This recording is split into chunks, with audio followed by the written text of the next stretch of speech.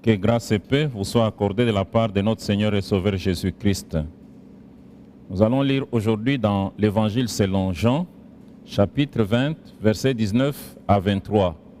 Il est écrit: le soir de ce jour, qui était le premier de la semaine, les portes du lieu où se trouvaient les disciples étant fermées à cause de la crainte qu'ils avaient des Juifs.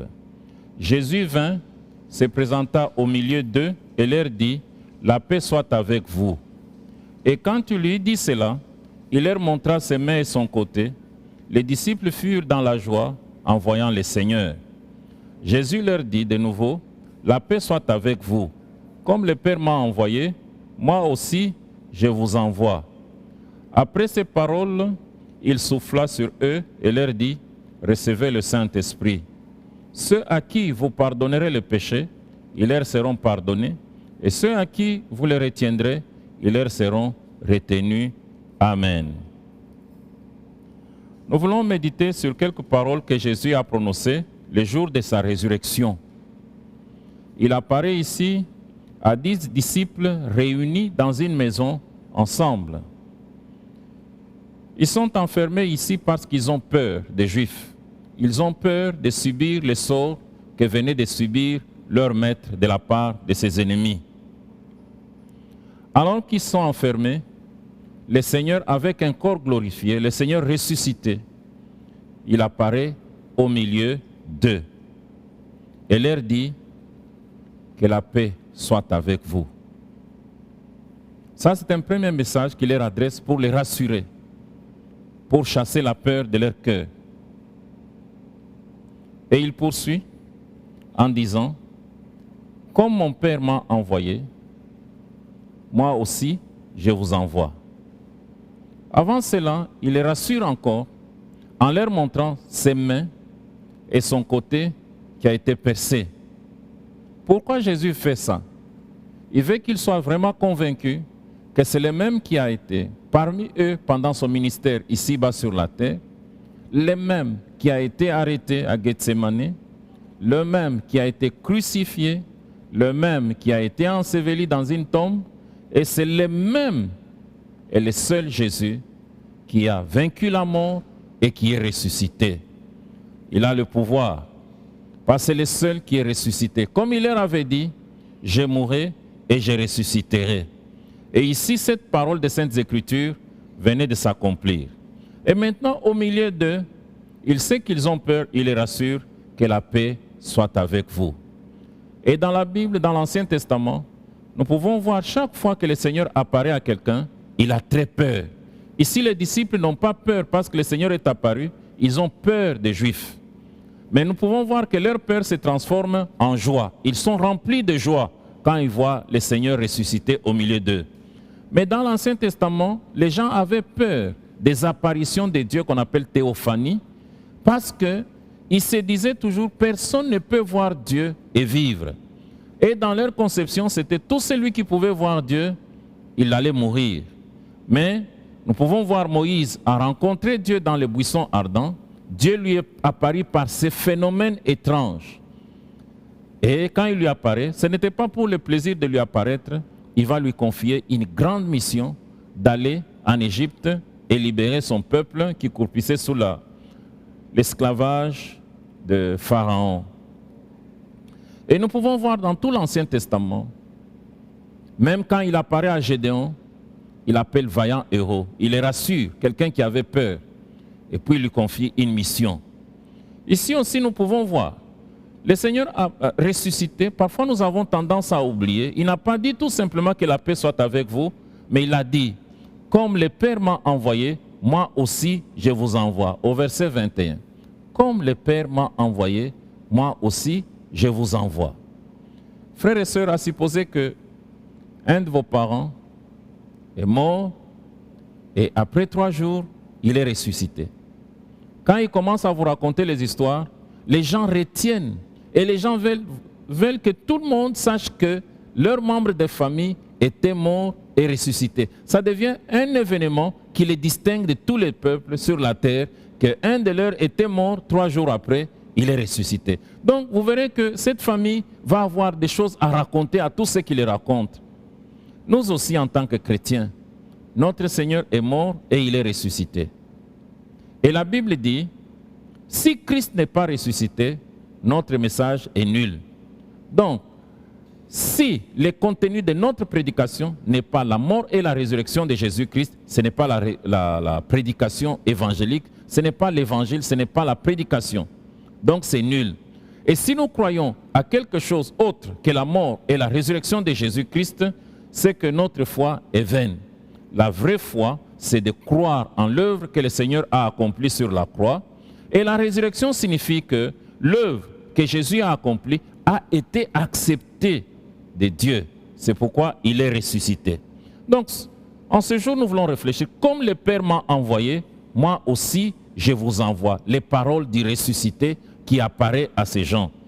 Pouvons voir aussi dans Matthieu, avant de monter au ciel, dans Matthieu 28, à partir du verset 18e, il dit « Tout pouvoir m'a été donné dans les ciels et sur la terre. Allez et faites de toutes les nations des disciples. » Il ne veut pas que ses disciples restent dans un seul lieu, dans la joie de voir le Seigneur. Comme nous aussi aujourd'hui, nous nous réunissons, nous disons toujours que là où 2 ou 3 sont assemblés à mon nom, je suis au milieu d'eux. Mais ça ne se termine pas là-bas. S'il est réellement au milieu de nous, c'est que nous devenons des missionnaires. Il nous donne aussi cette commission d'aller et d'enseigner à tout le monde de devenir enfants de Dieu, de croire. Donc nous pouvons voir ici les derniers éléments du Christ ressuscité, c'est cette commission d'aller comme il a été envoyé, nous aussi d'aller comme des évangélistes et dire à tous ceux que nous rencontrons que Christ est réellement ressuscité, il est mort et il est ressuscité. Nous pouvons voir ici, c'est par ces messages, les gens qui acceptent ces messages, qui reçoivent le Seigneur Jésus-Christ et ils reçoivent aussi le pardon de leurs péchés. C'est pourquoi ici il est écrit, après ces paroles, il souffra sur eux et leur dit, recevez le Saint-Esprit. C'est un message difficile à annoncer. Sans le Saint-Esprit, c'est vraiment difficile. C'est même impossible. C'est pourquoi nous voyons le jour de la Pentecôte, il leur dit, vous recevrez le Saint-Esprit. Le Saint-Esprit survenant sur vous et vous deviendrez mes témoins à Jérusalem, ainsi de suite, jusqu'aux extrémités de la terre. Et aujourd'hui, c'est aller vers tous les non-atteints, leur proclamer cet évangile, que Christ est mort pour eux, pour le pardon de leurs péchés, parce que personne n'a la capacité ni les moyens de payer, ni un sacrifice qu'il peut offrir pour ses propres péchés.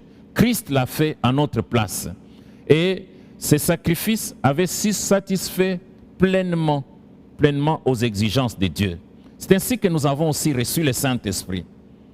Donc, ce n'est pas ce jour, c'est le jour de la Pentecôte qu'on voit le Saint-Esprit aussi descendre sur eux et leur donner la puissance, la capacité. Mais aujourd'hui, si nous vérifions bien dans nos églises, parfois nous sommes 2 ou 3 et nous disons que le Seigneur est au milieu de nous. Et nous nous bornons à parler en langue et ça s'arrête là-bas et à avoir des visions. Mais quant à partir, c'est très difficile pour nos églises.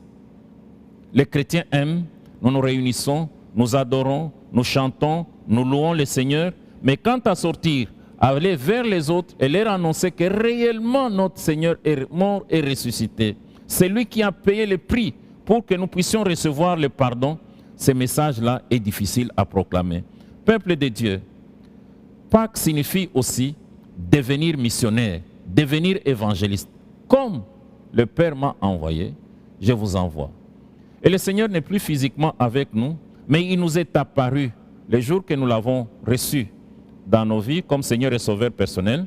Alors notre mission consiste à aller vers les non-chrétiens. C'est pourquoi il est apparu à nous. Peuple de Dieu, ça c'est vraiment un grand défi aujourd'hui. Peuple de Dieu, nous devons sortir de nos églises, nous devons aller partout, chercher ceux qui sont perdus. La réponse de Dieu au monde, c'est d'offrir le pardon à tous les pécheurs qui croient en lui. Même si vous êtes né dans une église en tant qu'enfant de pasteur, enfant d'un ancien, enfant de qui que ce soit, ce n'est pas ça qui fait que vous êtes pardonné. Vous êtes pécheur et le salaire que vous allez recevoir, c'est la mort éternelle.